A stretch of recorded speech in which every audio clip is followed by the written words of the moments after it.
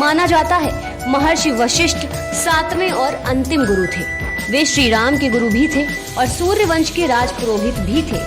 यही नहीं, उन्हें ब्रह्मा जी का मानस पुत्र भी कहा जाता है। गुरु वशिष्ठ को 7 मंडल उपन्यास का सबसे प्रमुख लेखक माना जाता है।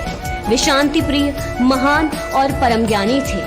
गुरु वशिष्ठ को एक सप्तऋषि के रूप में भी देखा जाता है, यानी वे उन 7 ऋषियों में से एक हैं जिन्हें ईश्वर द्वारा सत्य का ज्ञान एक साथ हुआ था और जिन्होंने मिलकर वेदों का दर्शन किया था।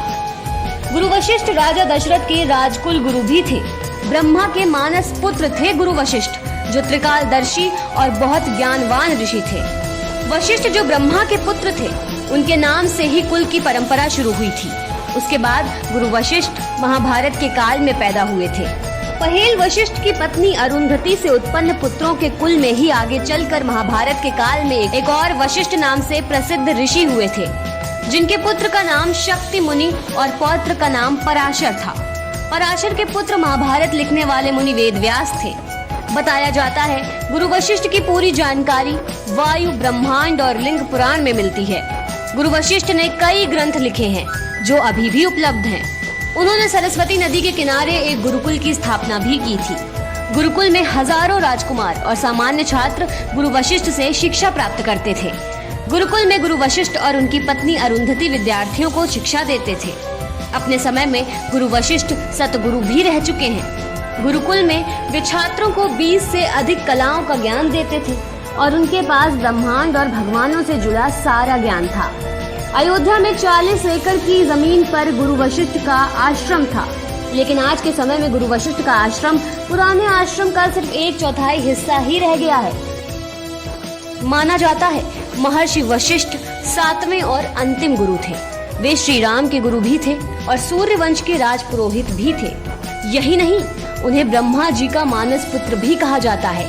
गुरु वशिष्ठ को 7 मंडल उपन्यास का सबसे प्रमुख लेखक माना जाता है। वे शांति प्रिय, महान और परम ज्ञानी थे।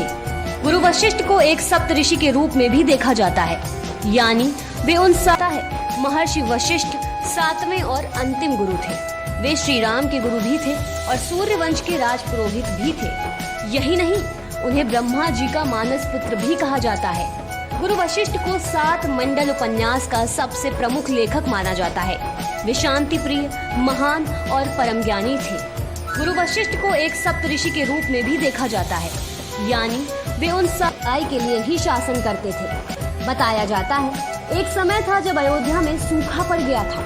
राजा इक्ष्वाकु ने गुरु वशिष्ठ से कहा, आप ही इसका कुछ रास्ता निकालें। इसके बाद गुरु वशिष्ठ ने यज्ञ किया और यज्ञ के खत्म होते ही सरयू नदी आश्रम के कुएं से बहने लगी। आज के समय में सरयू नदी को वशिष्ठी और इक्ष्वाकी नदी के नाम से भी जाना जाता है। ऐसा कहा जाता है आश्रम के अंदर का कुआं नदी से जुड़ा हुआ है। जो यात्री तीर्थ यात्रा के लिए जाते हैं वो यहाँ पर इस कुएं को देखने जरूर आते हैं। गुरु वशिष्ठ के इस आश्रम को एक संपन्न तीर्थ स्थल के रूप में लोग मानते हैं।